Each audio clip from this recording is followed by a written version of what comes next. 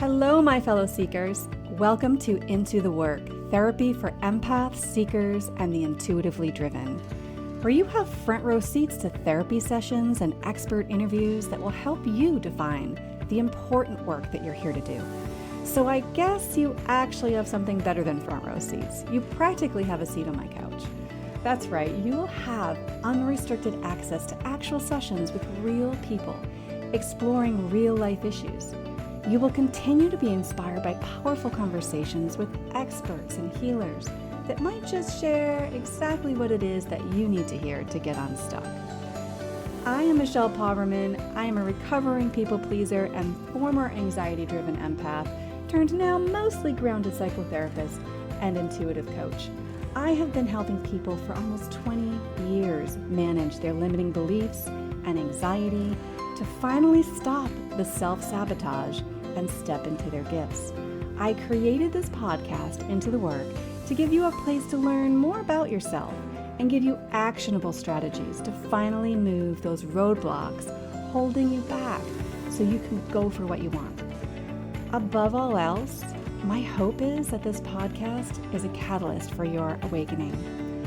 If you're listening, you've already taken a step towards getting off of autopilot, and our next steps together will be taken episode by episode, waking you up to the possibilities, the new ways of thinking and being, so that you can stretch into that next level of your story.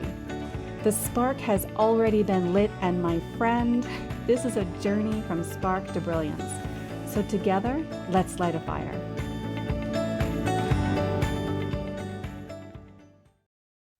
Hello, and welcome back to the show, Into the Work.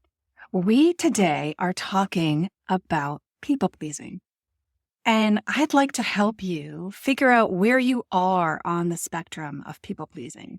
A lot of us can throw around that we're a recovered people-pleaser. Some of us feel like we're just entering into the world of realizing that we are people-pleasing and that it's actually a problem. So we're going to do this in two parts, and today is part one. And today's job, or my job today for you, is to help you identify what you still have to work on if you are recovering, quote unquote, right? There's still stuff, there's always stuff for us to work on. And to help you identify where you are as a people pleaser, where you are on the spectrum of people pleasing. So, of course, we should begin with what people-pleasing actually is, just so we're all on the same page as to what it means. So people-pleasing is the tendency to prioritize others' needs, desires, and approval over your own well-being. It often involves saying yes when you really want to say no, avoiding conflict at the expense of your own values, perhaps, deriving self-worth from external validation. That's all people-pleasing. While it can stem from a desire to be liked or avoid rejection, it often leads to feelings of resentment and burnout. And it's erosive. People-pleasing is erosive to your sense of self. So eventually, if this is something that was pretty high in your life, or there was a lot of people-pleasing going on, you might notice that you actually even have a diminished sense of self. The older you got, the more you stepped into a place of, I don't know, and really not knowing how to answer questions about what you want, what you like, what your opinions are. And so sometimes it can lead us down that path, and it can be really tough. So just to humanize things, as I put all this out there in these statements about what people-pleasing is, I want to kind of give you in real life example of how this can kind of spread. It's almost like a web it weaves. For example, an inability to say no. We see that phrase everywhere. Like you say no when you really mean yes. But truthfully, your drive to avoid conflict and your inability to say no can lead you to feeling truly unknown from people who supposedly love you, right? You may feel like, I don't really even know me, like we just talked about. But you also may feel like really disconnected to other people because you don't really feel like, do they really know me? And of course, it's really hard for anybody to know you if you're disconnected from yourself and you don't know you, right? So as this can branch out into your struggles with other areas like career and business, that leads to struggling with success. Let's say you start a business or you work with someone else in a business, and the conflict avoidance alone will keep you from wanting to take risks, right? That inability to say no may keep you feeling trapped at the level you're at because your inability to say no creates fear around trying new things or taking on new responsibilities. And of course, entering into unknown territories that may challenge your boundaries because it's going to make you feel very uncomfortable when you need to set a limit. And you're not allowed to set limits. So how do you possibly move forward and create success? So it holds you back, therefore blocking your true potential. All this people pleasing at the end of the day blocks your true potential. It's getting in the way from you being authentically you and expressing that authenticity in the world.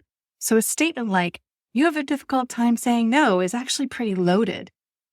People pleasing is particularly common amongst empaths because their heightened sensitivity to others' emotions and energy. Empaths naturally feel and absorb the emotions around them. I know you know this, but making them more inclined to want to alleviate others' discomfort and pain starts to create more of an issue. This is due to both their deep sense of empathy and caring, but also, I want to highlight also because how uncomfortable they get themselves and how they feel in this environment because of the difficulties with people pleasing. This can lead them to prioritize others' needs over their own because of their discomfort of letting somebody down, disappointing somebody.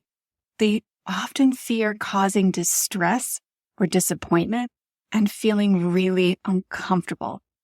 There's literal can feel distress because not only are they taking on their emotions around letting somebody down, they're also sensing and feeling and being overvigilant, usually, if we have a lot of anxiety, and enmeshed in feeling the other person's emotions. So it's just a lot of impact there.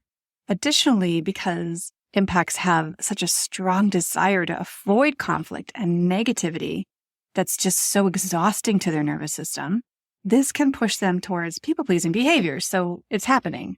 Even when it compromises their own well-being, it's still happening because it leads them to feeling better in the sense of they've self-abandoned. However, it leads them to the high of being the good person, being the helper, the pleaser, the useful person. There's a high that comes with that. And that's difficult to let go of, that high, that identity of being the good person, the person who's everybody's going to be so grateful for because they're going to overgive.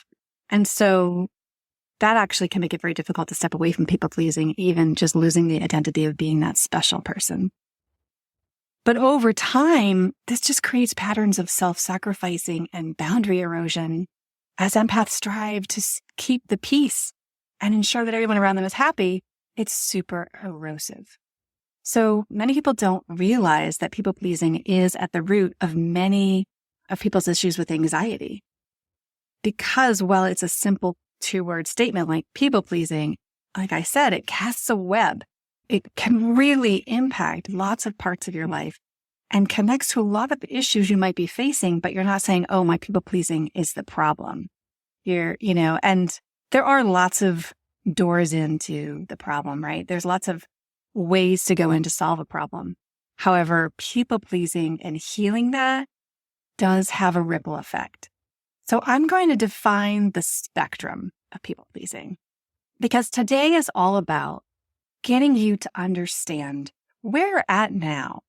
Not, you might look back at where you've been and where you want to go, but I want you to understand the spectrum and where you might be at in your intentions to make a change.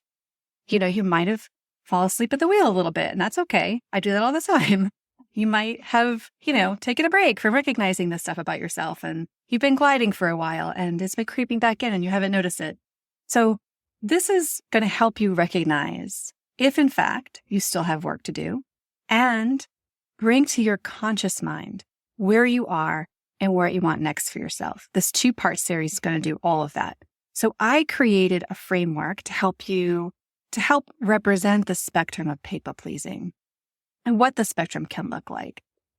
I want to be clear that traveling through this spectrum is a journey from strong reliance on external validation and self-sacrifice to a place of self-assuredness and healthy boundaries. That's the spectrum. In the very beginning, there is a strong reliance on external validation and self-sacrifice. And then we really move into really being more self-assured and having strong boundaries. So wherever you fall on this spectrum, I want to normalize the idea that moving through the stages is a gradual process and requires patience and self-compassion. In fact, if you move through this process, the farther you are down the spectrum, the more self-compassionate you are. Where you are on the spectrum depends on two things in my book, kind of how I'm looking at it. How aware you are, of course, when it's happening, but how aware you are of it being a problem and your ability to turn it around and respond to it differently. So you see, that is not based on whether or not you experience any of it. You can be at the latter half of the spectrum and still have thoughts or triggers. How you're showing up and how you're responding is significantly different than the first stages. I mean, night and day. You're not even responding in the first stages. And just another quick note so you have the context. When I was creating this spectrum, I'm also considering an old psychology standard in measuring and how we measure change. It's an old favorite of mine. Many of you may have heard of it before. It's called the Prochaska stages of change. I'm just looking, it's just a very simple model that actually really breaks it down simply when you look at how somebody makes a change in their life. And the model looks at the beginning. When I'm looking at the very beginning of this spectrum, I'm looking at somebody who's pre-contemplative, meaning it's totally out of sight and mind, right? And through this first section, before we get to contemplative, you're figuring out that this is a problem. The first stage, that pre-contemplative stage, truly means you had no idea there was another way to be. You didn't know. You literally were living this thing, this people-pleasing thing, and riding it, your ride or die, right? So you had no idea this was even a thing. And then when your mind gets blown, you're like, wow, that's me. We start to move into contemplative unless you shove it back down, shut it off, and ignore it. So as we move into the contemplation stage, that's where we measure whether or not you have become, obviously, contemplative about your people-pleasing. Your self-awareness increases. You start in this section of the spectrum, you are looking at how often you are aware of it, how much you are considering changing it. Once you become sort of determined to make the change and you start taking true action steps and risks, that's when we get to the action phase, which is the final phase. So we have I'm breaking it down to three simple.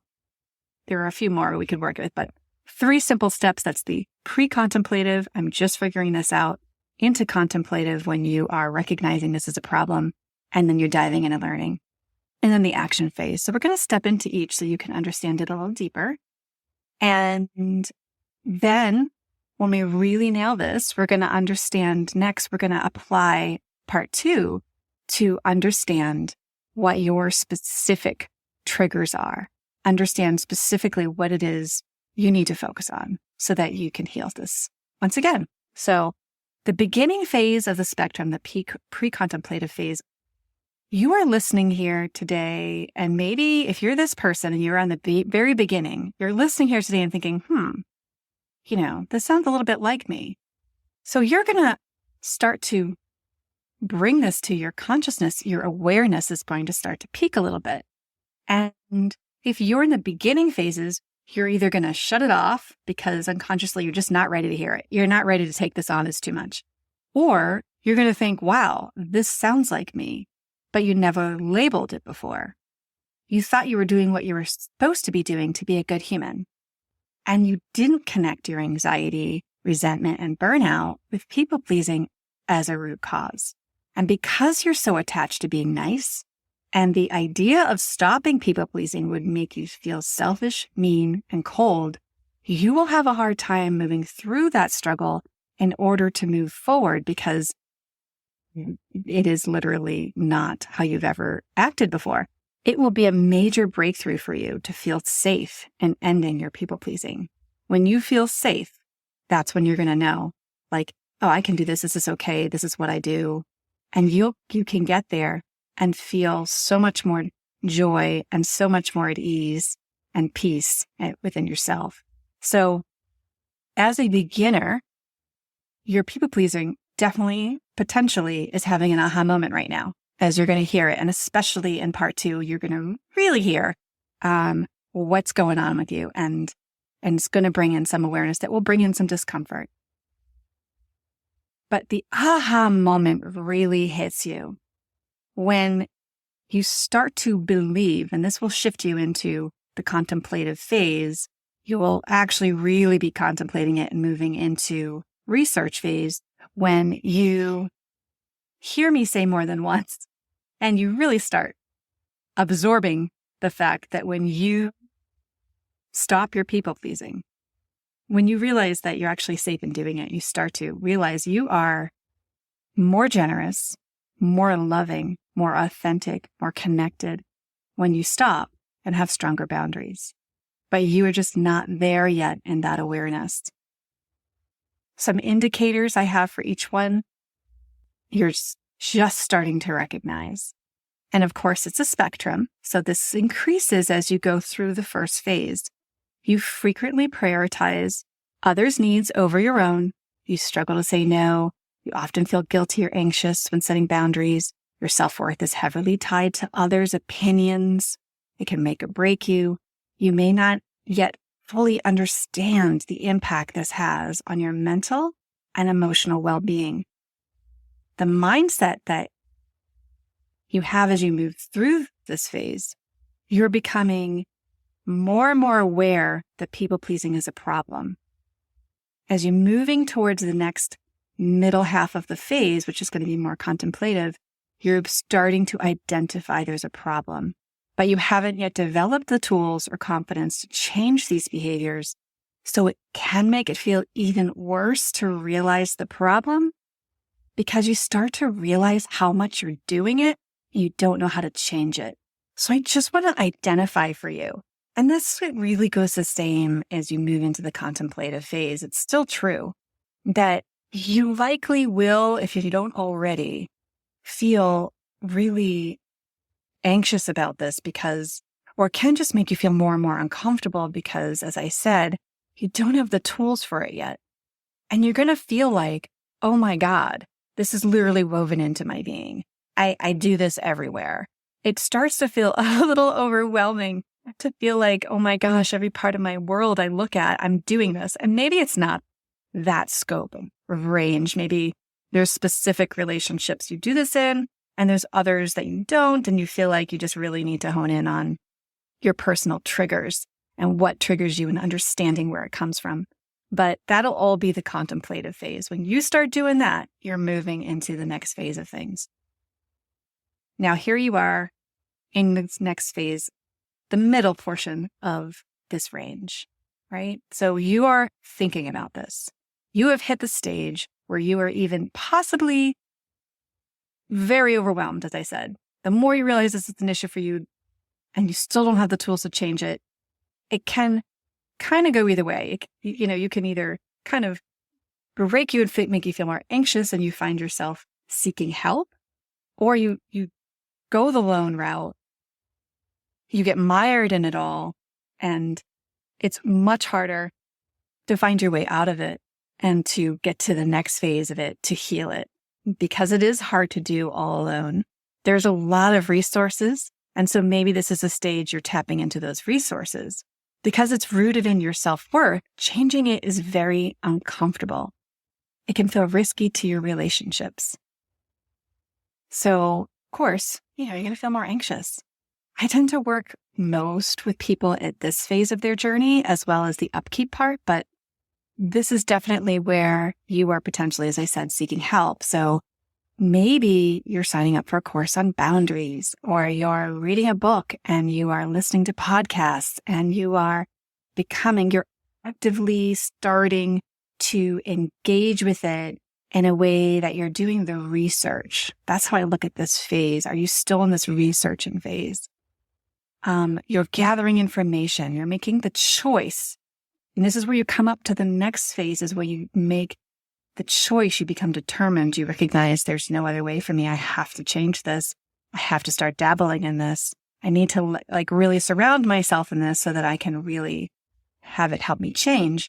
This is where you begin to do the work. So in some sense, there is action involved in this stage because you need to learn how this is showing up uniquely for you, where your triggers are in relationships, as well as why they are triggering. Identifying core wounds in this stage can help you relate the issue to perhaps a painful experience or a deeper understanding that somehow you brilliantly adapted to whatever was happening in childhood. And this is important for you to understand that what once was a brilliant way to feel safe and loved and liked just doesn't work for you as an adult. It just doesn't work. It's not serving you, and it's actually hurting you. But I do want to point out, this is not that there's something wrong with you, that you're broken, that you're incapable, or that you don't have the potential to be what it is you see other being that you admire. And it's possible that you didn't do that work yet of learning and understanding what happened and what you did to stay safe, emotionally or physically. And you can keep moving back to this stage to do that work. Even if you move on to the action stage, the contemplative stage is a stage you can keep jumping back to, and you will. Many of us do. So you may find you jump from the action phase of the spectrum back into this learning phase because the work is forever, right? Like we don't just hit a button and then all our programming our whole life just shuts off and we're a new person. You're on a soul journey. You are on a journey of becoming more and more you your whole life.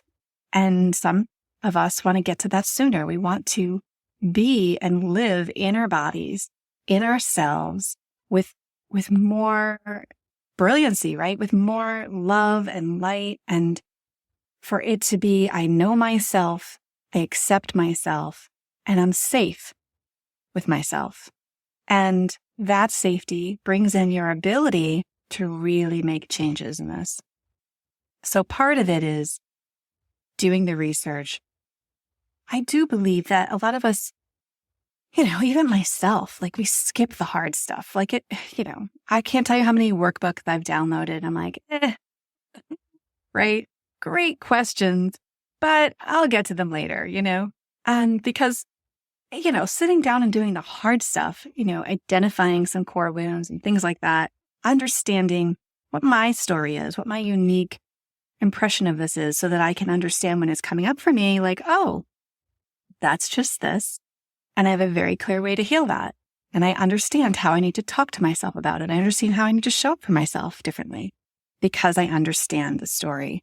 I don't believe in living in the past. I don't believe in your story defines you or you have to somehow live with that the rest of your life. But I do believe that the awareness helps us stay in action phase. I think when we don't do any of that work, we get into action phase and then we keep jumping backwards, and we need to do that work. I just see it a lot. People really seem to blossom.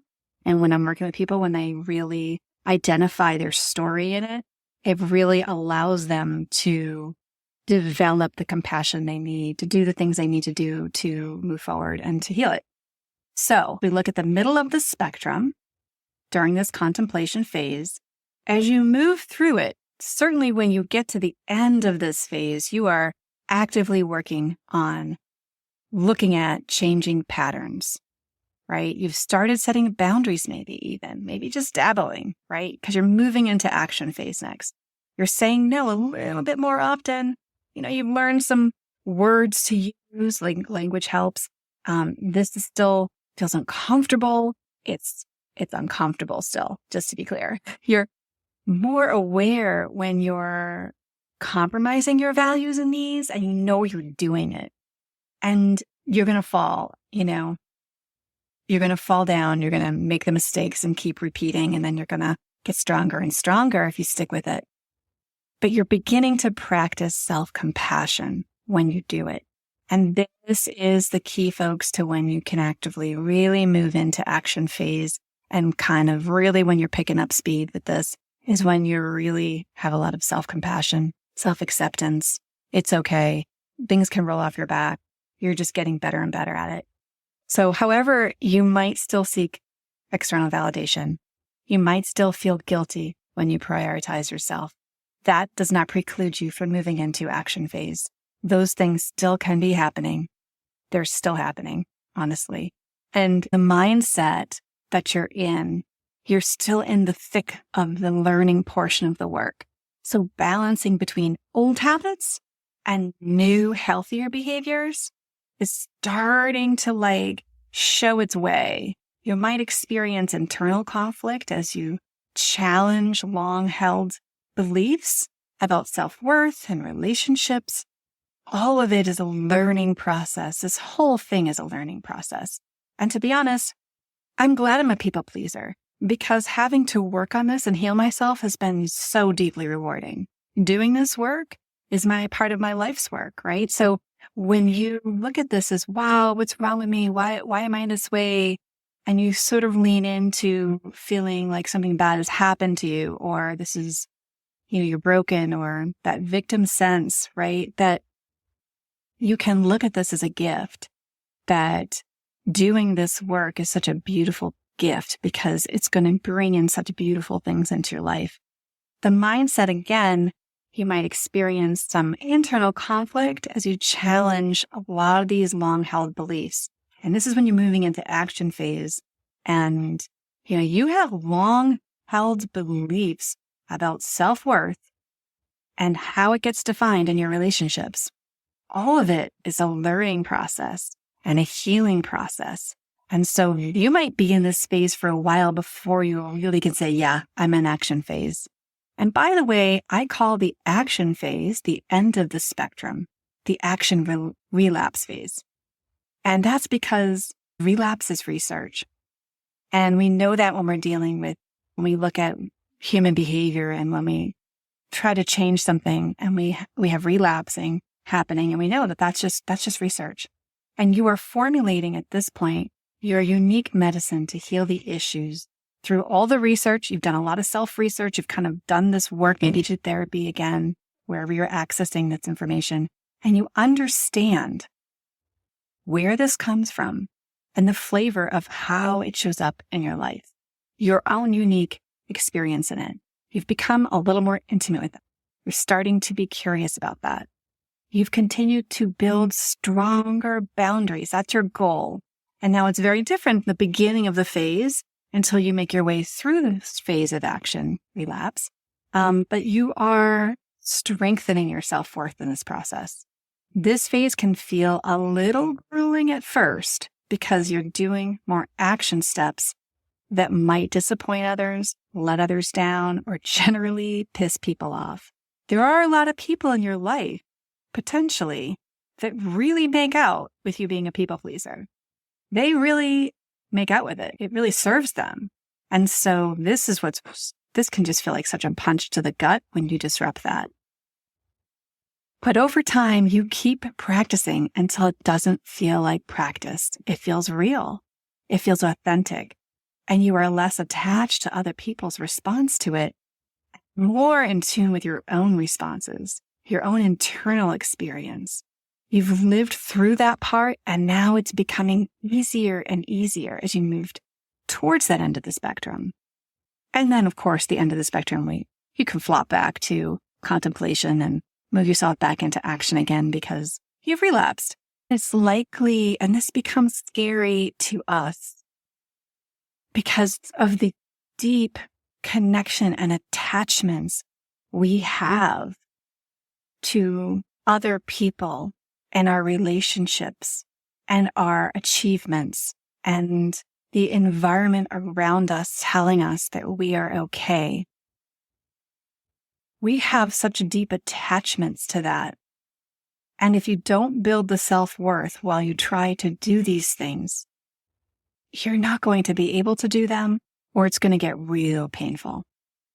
because you likely may find that people move away.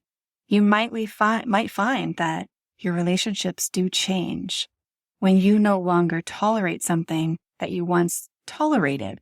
In fact, I know you probably, if you've been listening to any of my other episodes, when I talk a lot about boundaries, I talk a lot about giving people an instruction manual, like giving them a manual that tells people what to expect from you, what you'll do, what you're comfortable with. And we've all given out that manual. And your manual is going to look very different. And there are going to be people who may be disappointed by that. And it's really requires your own self-worth, your own real true commitment to knowing that you matter as much as somebody else. That's sort of the deep messaging that happens in this turnover into action phase. Is it's not that I matter more. We both matter. That's what we learn is, we both matter.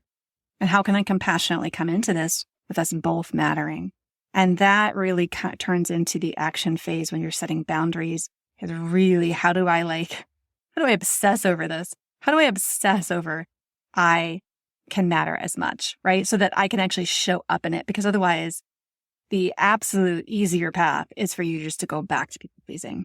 As much as it's erosive and painful and all the horrible things we talked about, it still can seem like the path of least resistance. So really doing this work requires you to really start honing in on understanding your worth and understanding that your life matters, that your life matters now. Your happiness, your health, your well-being matters right now. And so when you get into an experience where you need to start setting these boundaries with people and start taking actions, it becomes difficult to hold that energy when it's much easier to duck out. And I know you know what I'm talking about. You're a people pleaser. So when you get to the end, some of the indicators are, you're saying no without guilt, right? You're prioritizing your needs confidently. You no longer rely on other people's approval to feel good about yourself. That's just not part of the equation. And you rarely compromise your values to keep the peace. You know that peace is within. You don't keep the peace in terms of making other people feel comfortable. And that's another thing, is you're not responsible for other people's comfort. And you now know how to do that with being kind and loving and compassionate, but I'm also not responsible for your comfort level. That's your work, and understanding what's your work and what's my work becomes very clean and clear. And there's a way to do it with grace, with love, with compassion and kindness, and to learn I am a really good person and I also matter and I'm okay mattering. So when you help others, it's out of genuine desire. It is not about obligation. It is not about fear of rejection. So that mindset for this last, the spectrum, this part of the spectrum, is you've cultivated a deep sense of self-assurance and no longer need to please others at your own expense. Your relationships are healthier, they're more balanced, and they're built on mutual respect. You don't have relationships with other people whose needs are more important than yours. And you don't cultivate relationships based on being needless, right? That was big for me. And I didn't need anything from anybody. And so really learning how to show up with needs and learning how to hold that energy and get comfortable with it, that's what this is about. Now, I mentioned that this is the action relapse phase because it's totally normal to slide backwards, as I said. There may be certain circumstances that are just trigger you. And you may learn like, wow, I'm doing great in this. You call yourself a recovered people pleaser. And then, all of a sudden, some conflict's coming up and you're like, I haven't had to deal with this kind of conflict before. Or this is, something I spent my entire life avoiding. And now it's coming knocking on my door and I don't know how to deal with it. And so this is like going to happen to you because this is life's work. This is part of what we signed up for, I believe, right? We signed up to come down here and to really dive into this and learn about ourselves and to explore. Because part of being here, in my opinion, part of being here is about deciding what you want. It is about having the freedom to become who you are and express it however you want, to create, to just have that joy of being able to be in the world and take up space and become something, become yourself, but also create and become other things that you can express yourself through. So when we get out of the people-pleasing mode, we can really start to step into this. And again, relapse is research. So you adopt this philosophy and you meet each incident with compassion and curiosity. Oops, made a mistake. And now I have to learn from that. And isn't that fantastic? Isn't it fantastic that I just slipped backwards and, fell in the mud so that I can actually kind of dive into this and look at it and learn from it so that I can grow. I'm just going to throw out there right now as we wrap up here, just to avoid the 3 Ps. And when you're in the action phase, like I said, there's people-pleasing sort of spreads its web out, right? So there's all these little cords that lead into other areas of your life. But there are the 3 Ps, and that is perfectionism. So you can have fear-based drive to appear flawless in everything you do, often driven by a fear of criticism or rejection, right? There's procrastination. These are things I just find that my clients deal with these 3 things the most. So they might just be the fact that I'm attracting my own issues, but procrastination is delaying tasks or decisions, especially those that involve setting boundaries or confronting others or out of fear of making a mistake or facing negative outcomes or any action that makes you put yourself out there, right? Poor boundaries is the last one that I just kind of highlight. You are aware of how you're prioritizing, making decisions about the importance other people's needs have compared to your own. And really just the boundaries piece is everything when it comes to people pleasing. There is no healing people pleasing without doing boundary work. And lastly, as we move into this action phase, we're also moving into understanding the difference between authentic kindness and people pleasing. It's another thing I just want to kind of bring in to spark your brain a little bit before we move into part 2. And that is understanding the difference between I am being authentically kind or oops, I'm people pleasing. Shoot, I did that. So you have learned that kindness is rooted in a desired choice, right? Kindness is a choice. I choose to do that. You could say yes. You could say no. Either way, you're fine. But you know how to recognize the difference between intrinsically wanting to do something and the experience of fear or angst and obligation, like I have to or I should. That is the difference between understanding kindness from people-pleasing. One is that I have a choice and I'm okay with either way. I can identify when I'm intrinsically wanting something versus I am having fear or feeling of obligation. You know your red flags, and you also become very used to pushing past the discomfort and sticking with your boundaries that you know serve you. And you take the risk and you do it. You know it, you're clear on what you need to do, you know what the action is, and you practice it. So as we come to the end here, I'm going to take a moment for you just to consider, where do you fall on the spectrum? What would your next step be to move forward? How could you, or do you need to move backward, right? How could you move the needle just a little bit? Is there anything going on in your life that is beckoning you to do this work? Maybe there's a reason you press play on this one and it's like, yes, this is happening in my life right now. I need to dig in a little bit more. Maybe this is a reminder. But remember to evaluate how you are moving through the spectrum of people pleasing. Where are you at on the spectrum? Have you been in action phase pretty solidly and you've kind of been slipping back? It's time to do a little more research and do a little more learning, a little more leaning into what's going on, being more present for it and understanding what some new tactics are that you need to take. Remember, when we're looking at evaluating through the spectrum of people pleasing, you're looking at how you're increasing your awareness. How aware are you of the issue? How aware are you when it's happening? How much are you showing up for it, right? Or how much are you on autopilot? Two, you are increasing your ability to turn it around and respond to it differently. And so you're gauging where you're at on the spectrum based on those things. So don't miss next week when we go through the key signs that people pleasing are alive and well for you or not. This will help you identify what areas are triggering for you still.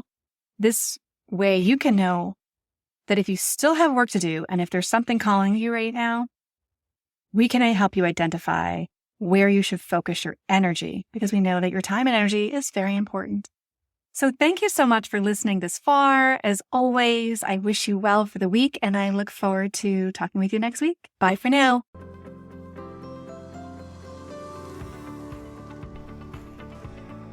Thank you for listening to Into the Work Therapy for Empaths and Seekers. Don't forget to grab your free gift, your Shadow Work Transformation Bundle at michellepoverman.com.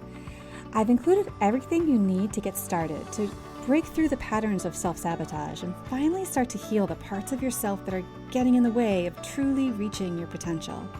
From a powerful meditation designed to help you meet and embrace your shadow self, to the guide that's full of curated prompts and important questions to support you on this journey. This really can be the work for you to unmask the root cause of all the issues you've been experiencing, honestly, and start to feel free to believe in yourself and go for what you want.